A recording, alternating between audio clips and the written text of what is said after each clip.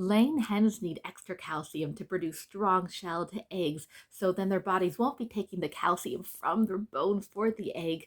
Now, roosters don't need extra calcium, or pullets, or baby chicks. Laying hens. I give my hens their crushed baked eggshells back to them and also buy oyster shells that's mixed with grit. Oyster shells and grit are super important but do completely different things, so my hens need both.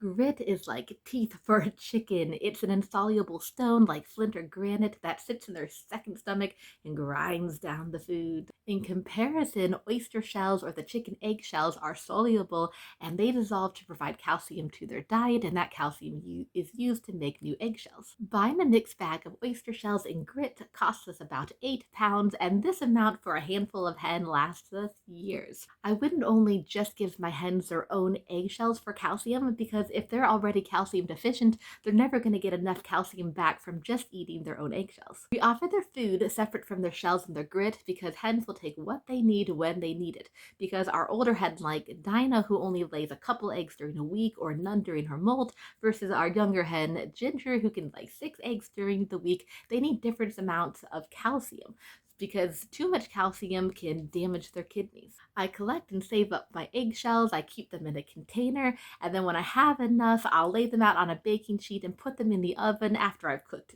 dinner. In the oven, it doesn't take long for the membranes and the shells to harden, and it's much easier to crush them up into bite-sized pieces when they've been baked, and also just in case, baking them can kill off any bacteria. Then I add the shells to a reused bag and I can smash and roll them into bits and then add all that into their feeder for grit and shells. Now, if you don't fancy the fuss of feeding your chicken shells back to your chickens, then why don't you try composting your shells, because that will add calcium to your plants.